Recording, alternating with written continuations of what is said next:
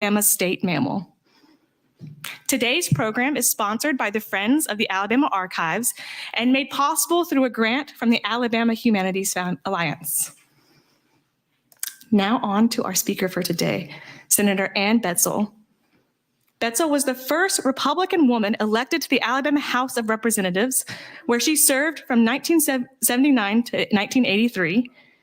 And then she became the first woman elected to the Alabama State Senate, serving until 1995. Following her political career, she maintained an active presence in philanthropic and business roles and served various roles supporting and promoting education.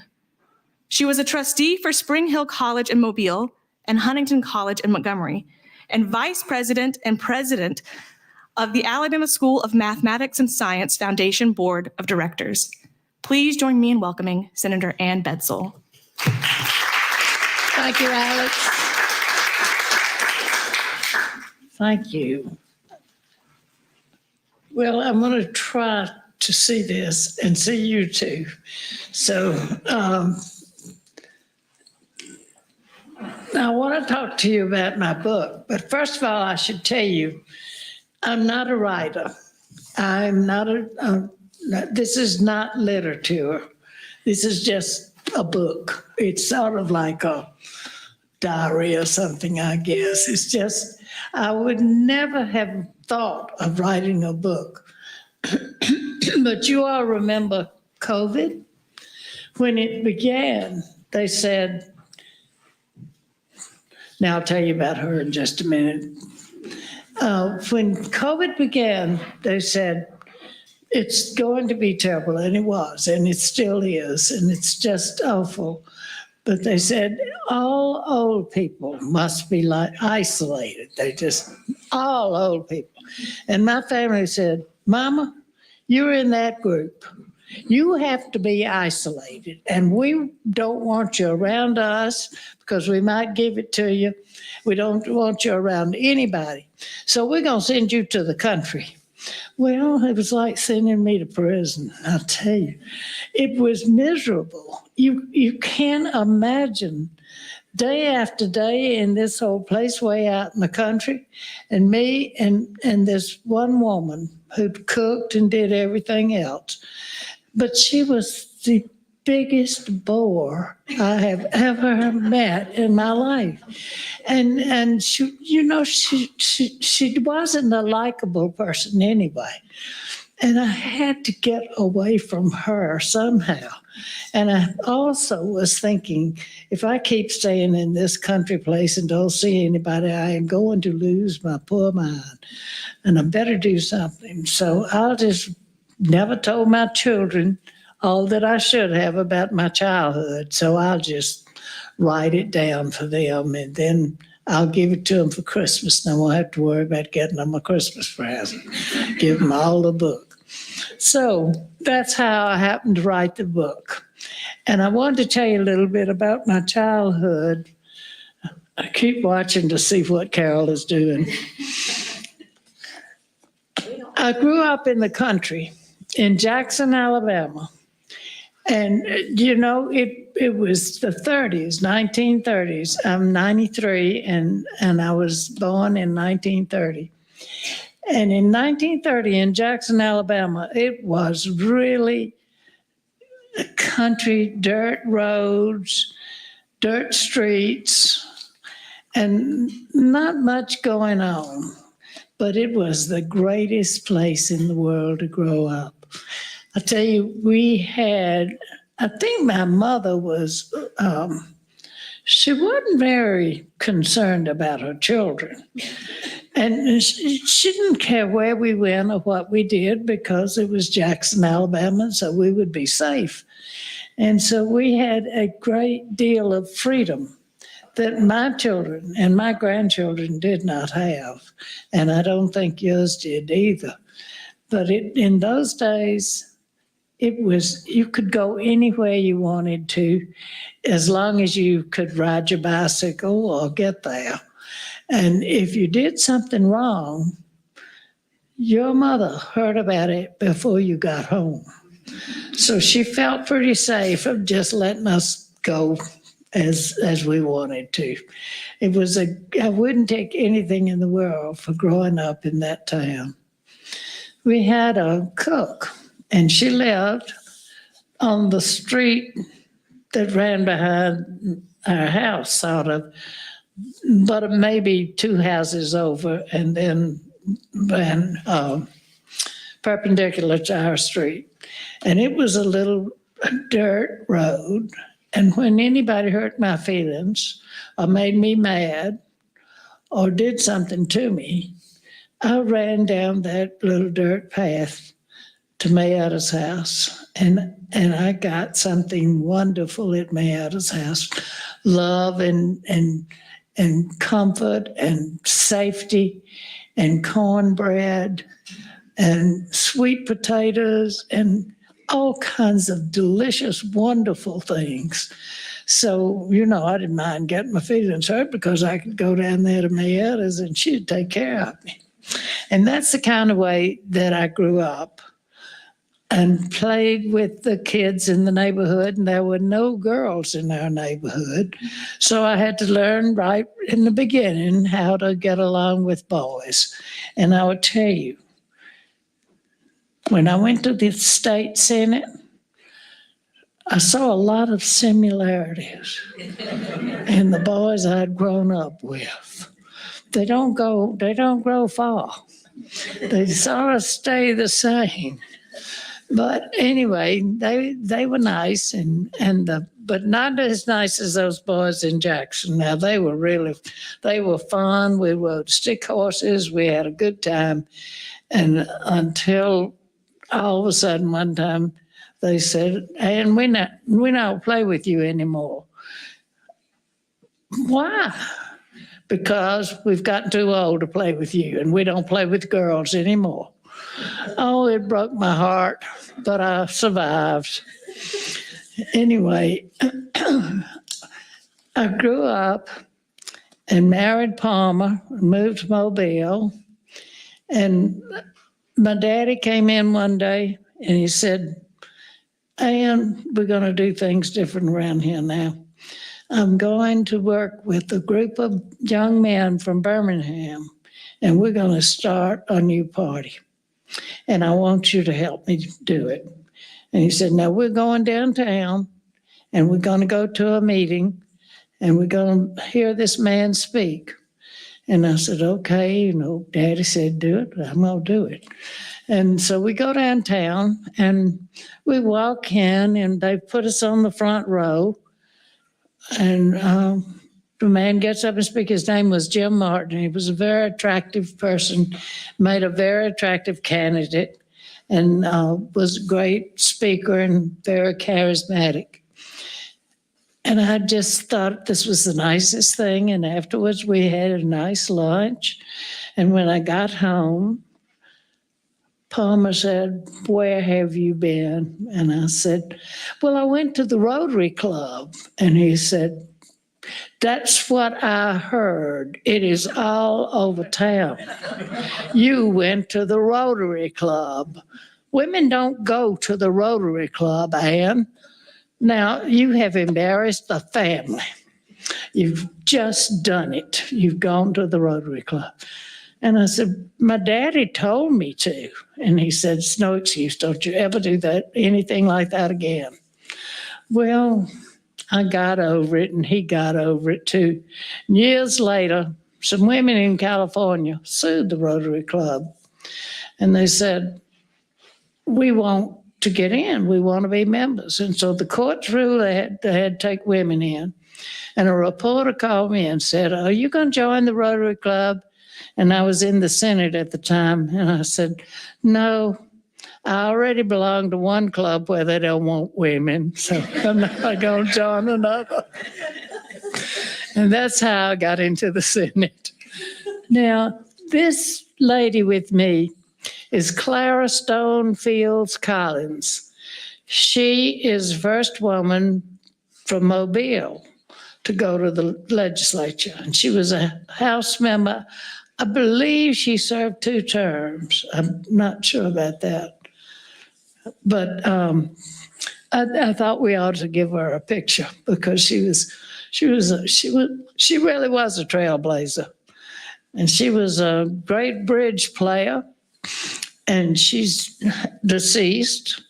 And I'm happy to tell you that she died at the bridge table.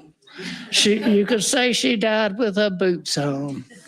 She was playing, she was doing what she really loved best of all.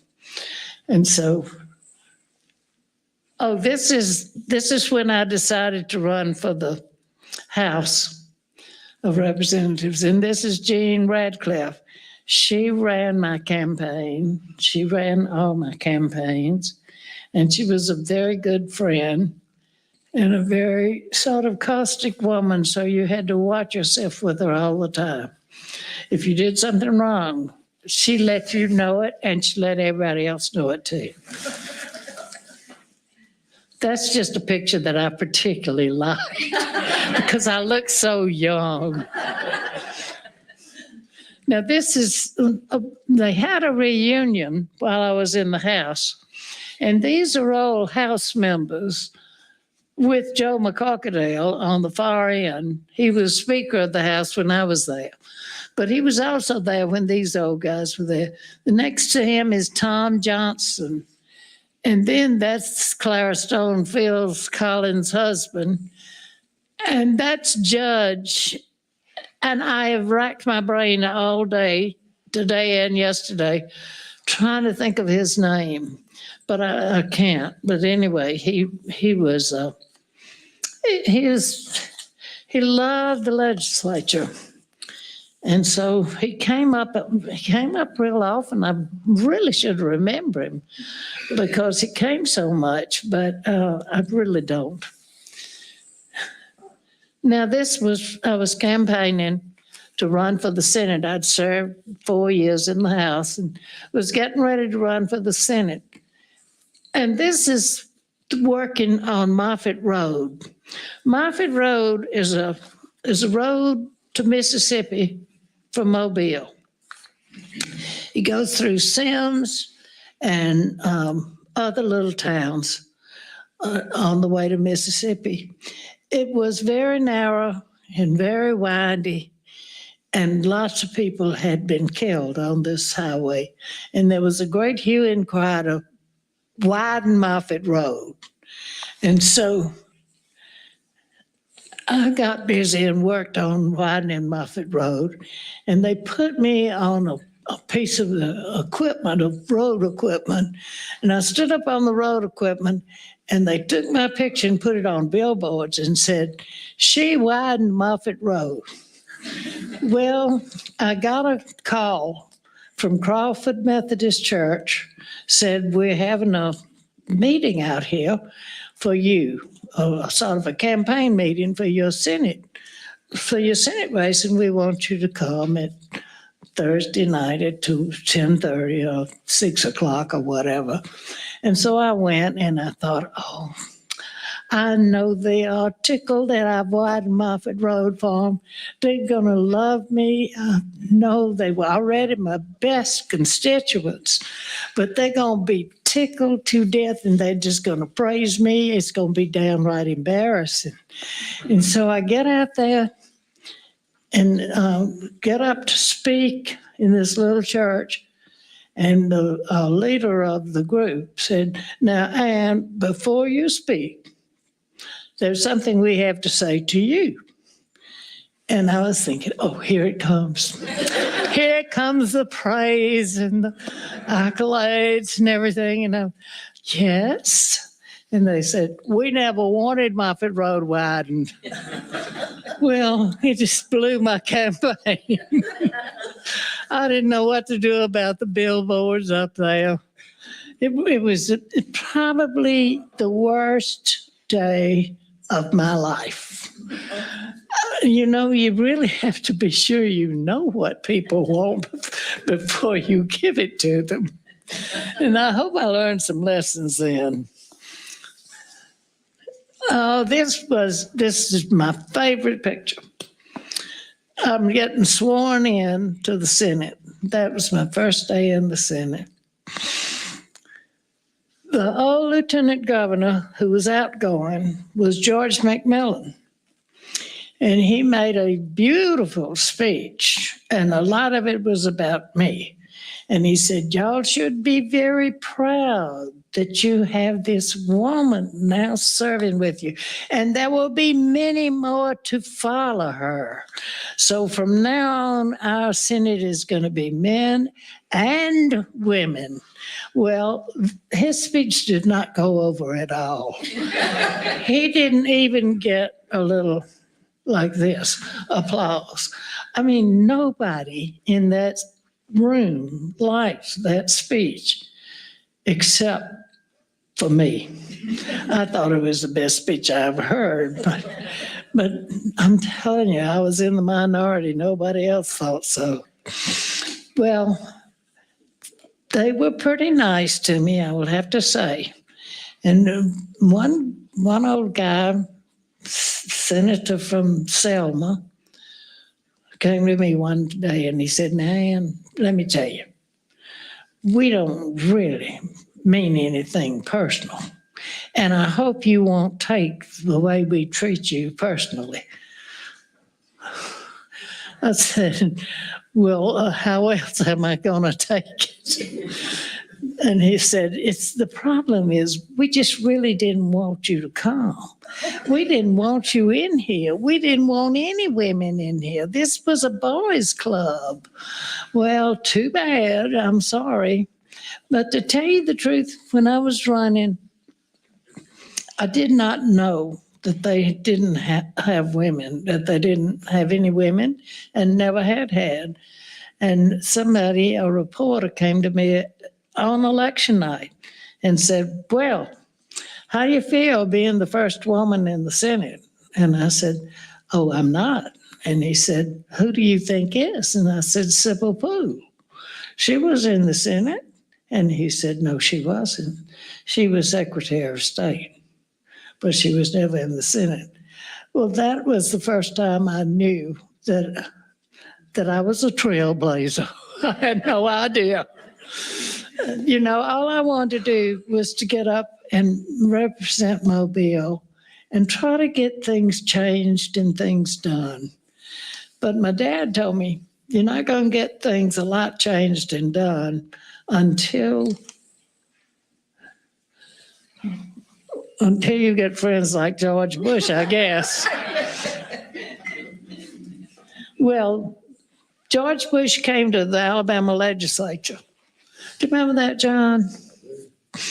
And I was amazed at all the goings-ons and the things they had to do for him to come in and be safe.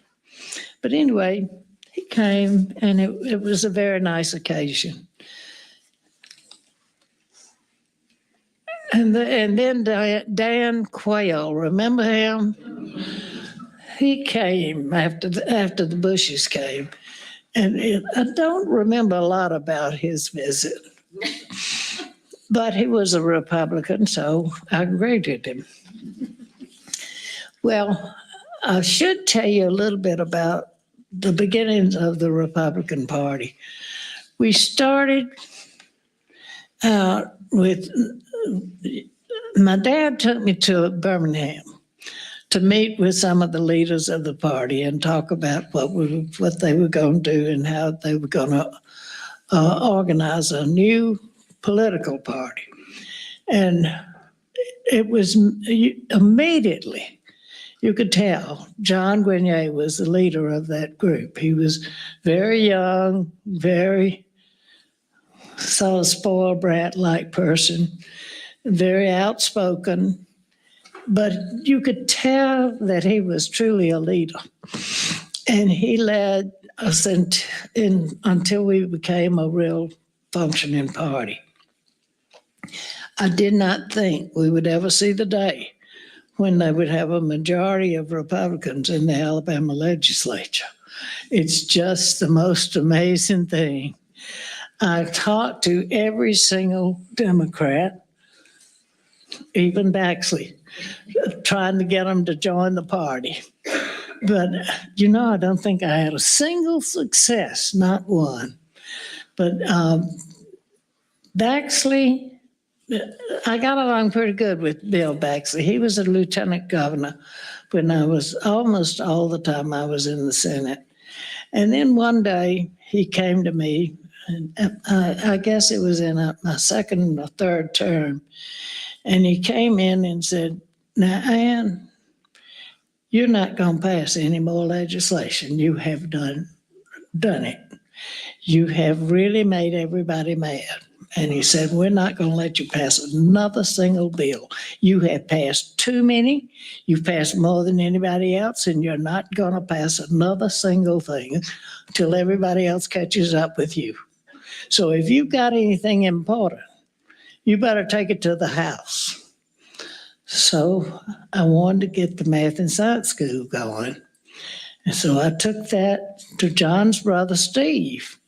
And he was the person that passed the bill, sent it to the Senate, and Baxley allowed me to pass it because it didn't have my name on it. And so thank God for Steve. And then later on, we went through the same thing again. And he said, "You're not passing any more legislation. So if you got anything this year, you better take it over to the House."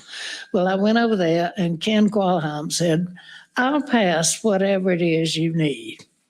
I'll pass it for you." I said, "Okay." I gave him 911, enhanced 911. And I thought, this poor guy does not know what I've done. He's going to rue the day he met me. And he did. Oh, Lord, did he? Well, 911 was a beautiful bill. And when it came, after he passed it, I don't think he had a question in committee. I don't think he had a question on the floor. He just brought it up. No questions, he passed it. And it came to the Senate, and I took it through the committee and didn't have any trouble at all, maybe 2 or 3 questions, but not much. And then it came to the floor. And I said, "Are there any questions? This bill is 911, enhanced 911, and I move passage. Are there any questions?" And somebody said, "Well, it looks like you could explain to us what it does." And I said, I don't know how vague I can be. I said, "It saves lives. It'll save lots of lives, and it saves houses. It keeps them from burning down. And it catches bad people and puts them in jail. And that's what it does." Well, I didn't get another question. They accepted that. And every bit of it was true. It saves lives because you could pick up the phone and call and say, all you had to do was dial 911 anywhere in the state. You would dial 911 and say, "We've just had a terrible accident here and people are hurt." There would be an ambulance there immediately. You could call up and say, "Oh, help, my house is on fire." And the fire trucks would come. Or you could say, "Somebody's trying to get in my house," and the police would be there. So I think of all the things I ever did in my whole life, putting together that bill, 911, and getting it passed is the biggest, most important thing that I have ever done. And do you know, it just shocks me till today. Nobody even cared. Nobody asked questions. They just wanted to get on to the next bill.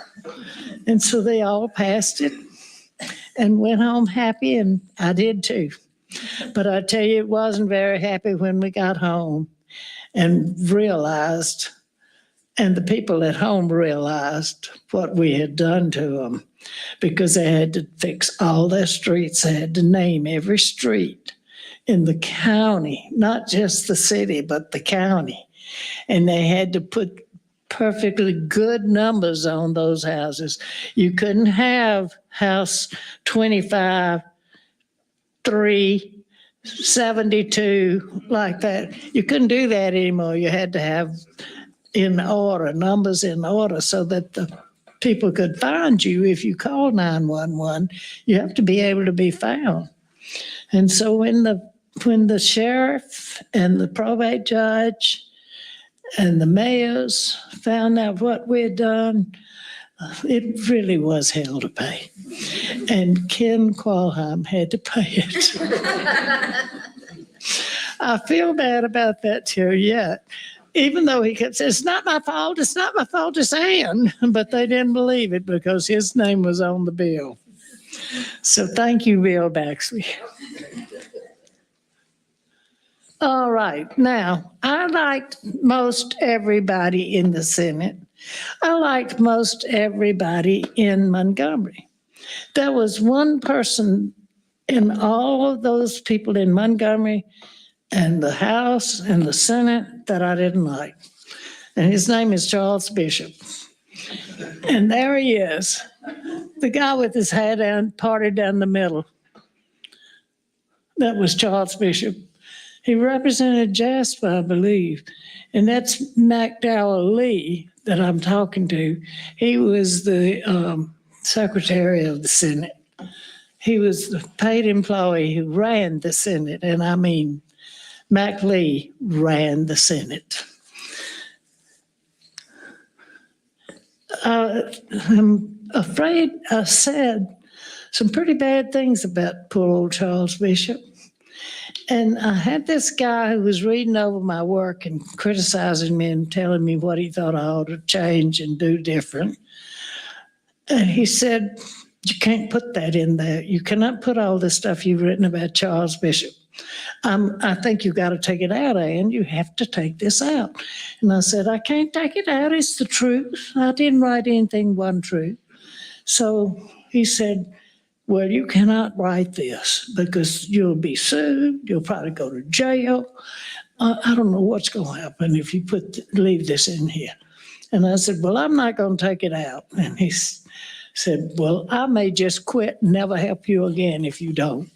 So the next morning he called me and he said, I stayed up all night doing research.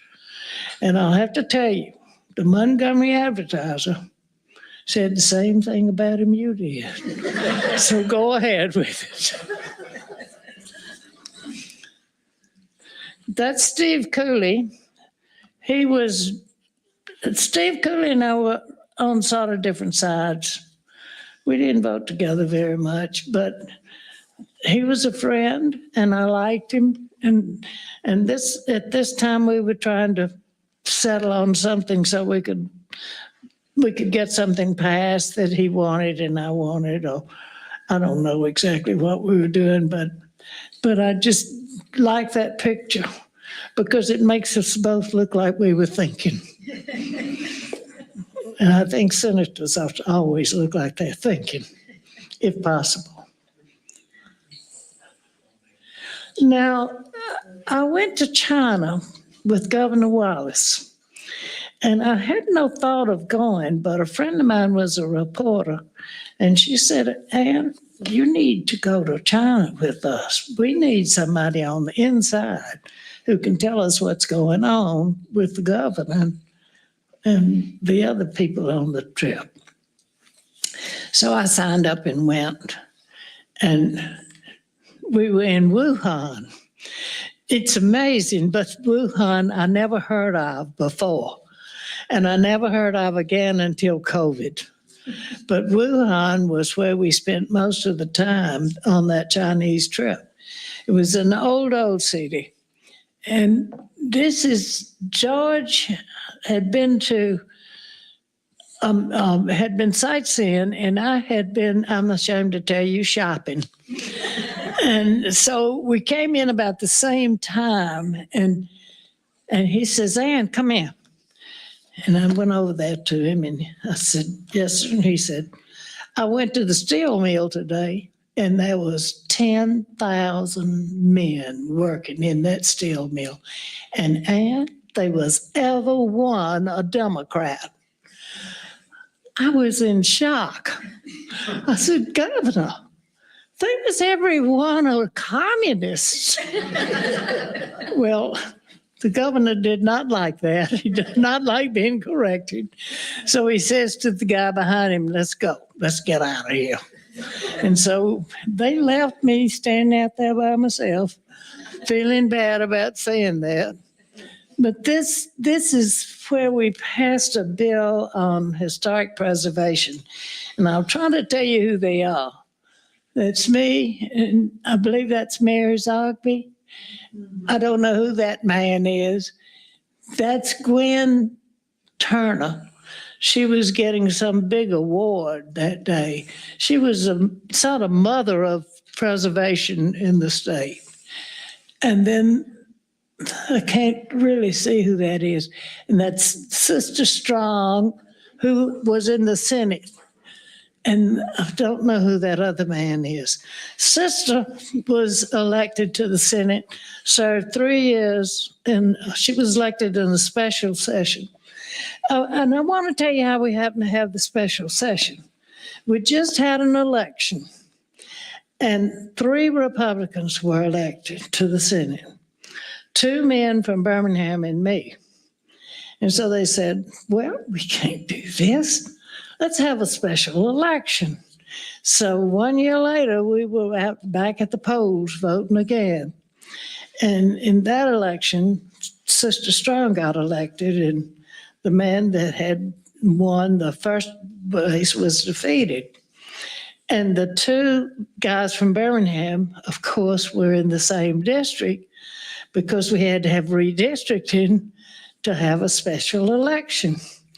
And I was scared to death if they were going to put me in Washington County and put most of my district in Washington County, where I'd already found out I couldn't win. And so I didn't know what to do. And I went to the microphone and I said, I saw somebody else do this first. And so I just copied it. It wasn't original. And I went up there and I said, I just don't know what about this redistricting and this special election, but I'm just going to tell you one thing. If you take Washington County away from my district, the people that I grew up with, the place I grew up, all my friends live in Washington County. And if you take that away from me, I will stand here and hold this microphone till I die. Well, do you know they took Washington County away? Imagine that. Oh, God, I was glad to get rid of it. And I'll tell you why. I have to go back a little bit. I don't want to mess up your order here, but there was a great character who lived in Washington County. And lots of people know him or knew him at some time in their lives. His name was Ed Turner.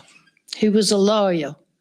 He had no elected office, but he ran the county. And I knew he ran the county, and I knew how powerful he was.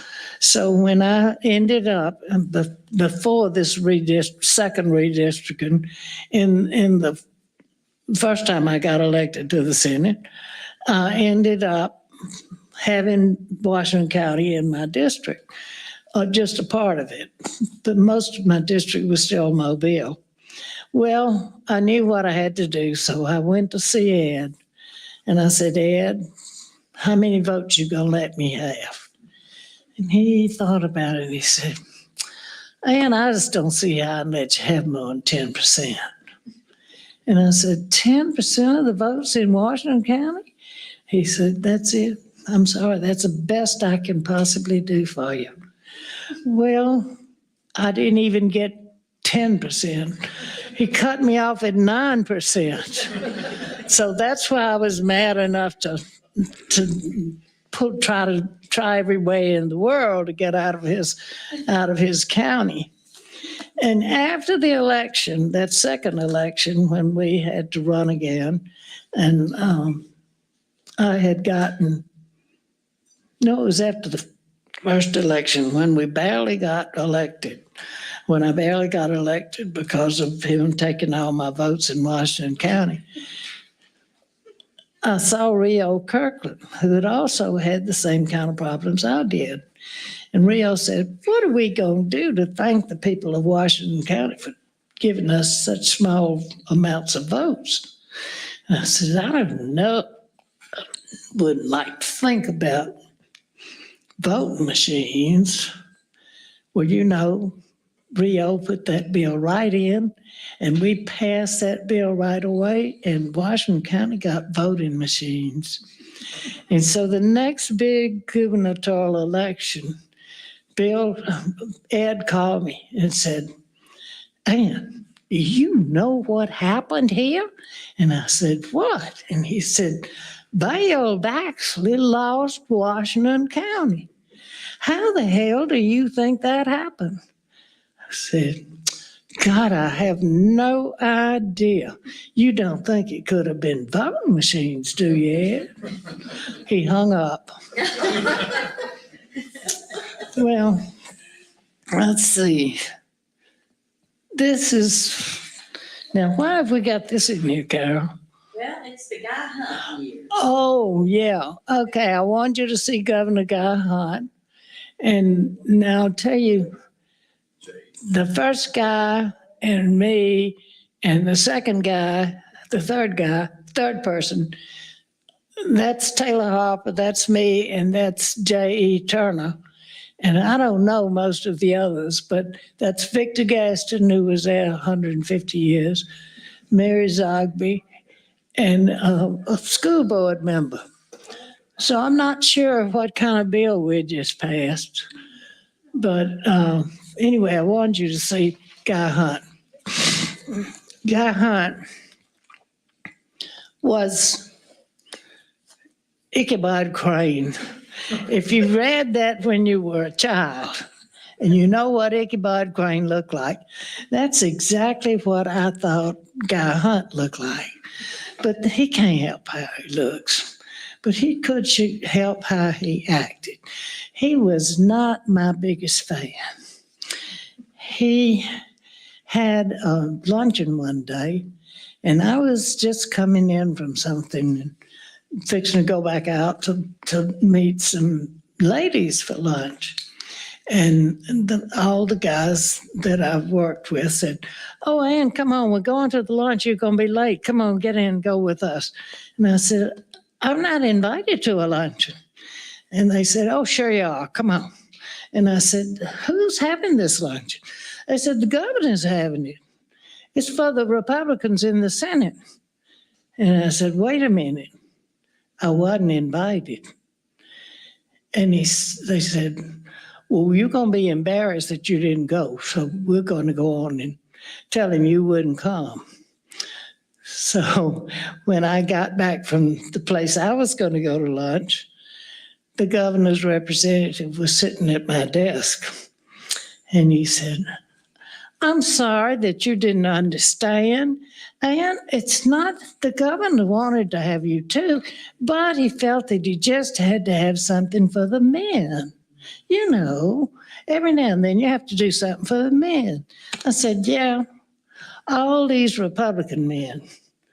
And there's not but one Republican woman. And she didn't get invited. You tell Governor Wallace, I appreciate that. I mean, Governor Hunt, I appreciate that, and I will remember it long and hard. And I don't think I threatened him one bit. But later on, he invited all the senators to come and bring their husband or wife or whatever and have dinner with him one night. So Palmer and I went, and we sat at a little side table with the lobbyists while the other senators and their wives sat at the big table and the second table. So we got the third table, but that's fine, we got invited. And so he goes around and he says, now, you know, the main reason I want y'all to come is because we got this bill and everybody's in a quandary about it, and I wanted to know how you all feel. And he said, now this was all the Senate, though. It wasn't just the Republicans, it was all the Senate. And he said, now, Ron, what do you think? And Ron DeGraff and Reader told him what he thought. Steve Cooley, what do you think? And Steve said, and then he came, to 2 or 3 other senators. And then he came to my table and he said, and Palmer Bedsole, you tell us what you think about it. I thought, what is he going to say? What is he going to do? My marriage was on the line right there. And Palmer came through. He said, I have no idea about that bill. I haven't even read the first word about it. You ought to ask my wife. She's been studying it. She knows all about it. He moved on to the next person. So you can see that he was a big fan. He just didn't want me to have to think too much. Now, this is a bridge. I told you about the worst moment I ever had in my life, and that was when they didn't want Moffett Road widened. Well, this was the most embarrassing moment of my life. This is a bridge, and the Senate had, before I got there, had passed legislation to get the money for this bridge. And this bridge had been built, and they put a big stage. They moved a big flatbed trailer up on the stage, up on the bridge, and used it for a stage. And they had all of these people you see up there on this, up on the stage. And they're thanking, everybody's getting up, thanking these people for the bridge, this wonderful bridge.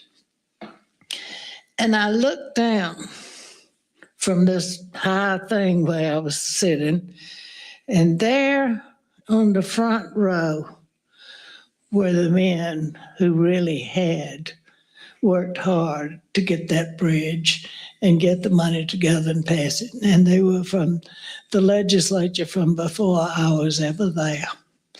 And I will tell you that that was the most embarrassed I've ever been. Here I am sitting up here taking credit for something I had no idea of ever having thought of doing.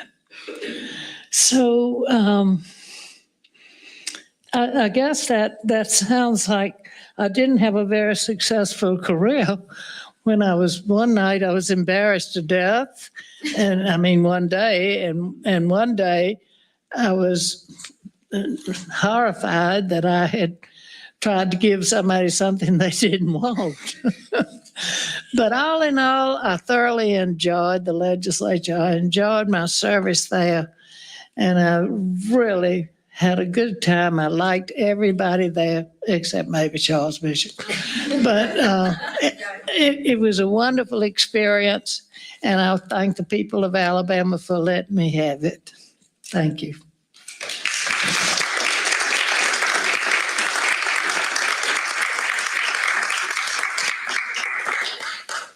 Alex, I thought you left. Waiting in the back. Thank you all so much. Please thank Senator Bedsole again. We do have time for questions. If anyone would like to raise your hand, I'll bring you the microphone. Yes, ma'am. I see you seem to have known all of the governors, except I didn't see Lurleen Wallace, but I'm sure you knew. I just wonder which was the most effective governor during your administration. Well, I would have to say Governor Wallace was the most. I would have to say he probably was able to get his legislation that he wanted through better than the other governors were. He certainly was not my favorite governor. I really didn't. I didn't like him very much, but I have to say he was an effective leader. And I know everybody has some good. I don't care how bad a person is, he's got some good in him somewhere. And I found it in Governor Wallace. He called me down to his office one day, and I went down there and he said, I got all these papers here.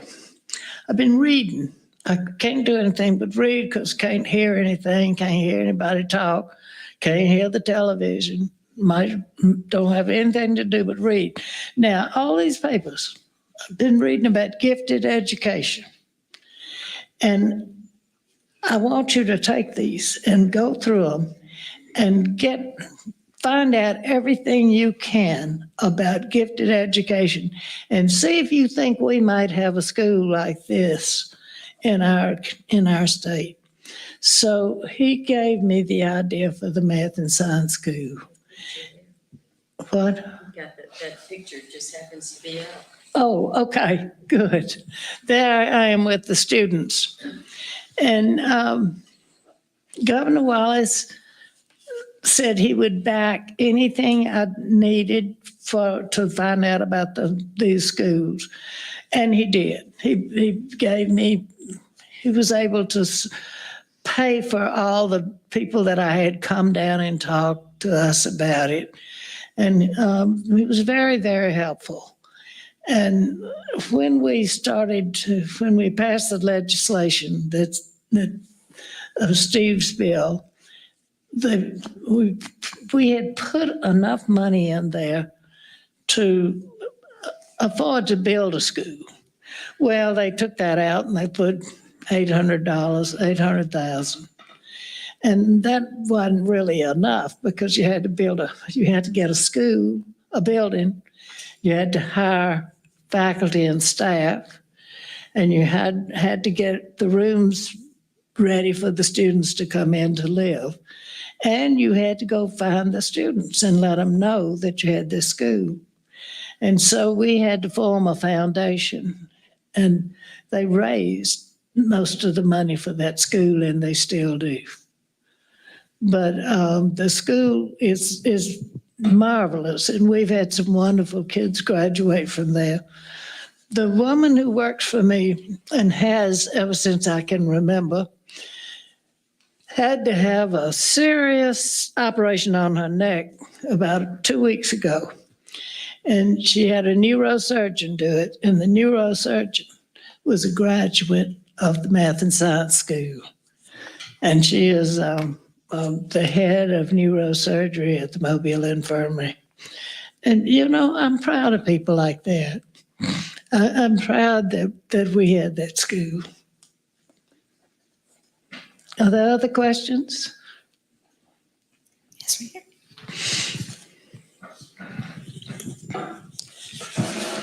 You commented about the changes in the legislature. Certainly, we've gone to majority Republican, but the number of women still remains very low in the Senate. Would you think about that for a minute? I can't explain it.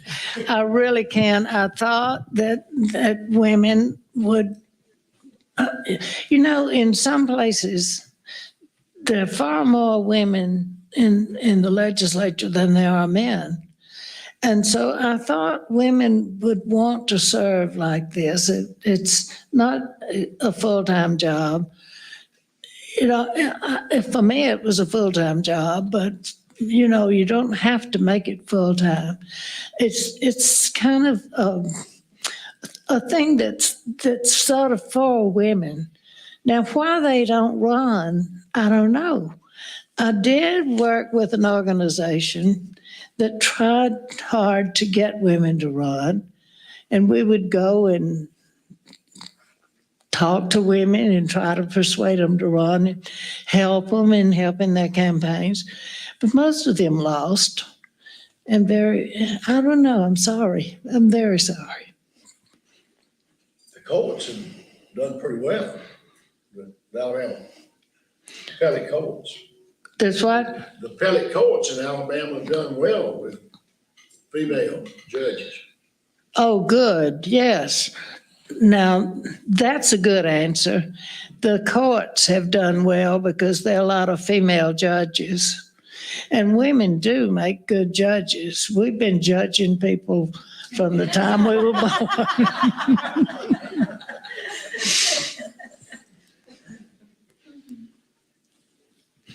I expect maybe we could take one more question. Anybody? Oh, Yes.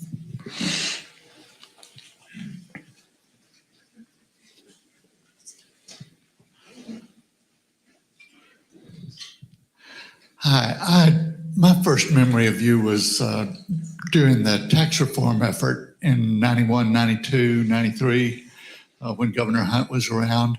And I would have thought we would have made more progress on that one, but it seems like it's been in tiny increments. Do you have thoughts about that?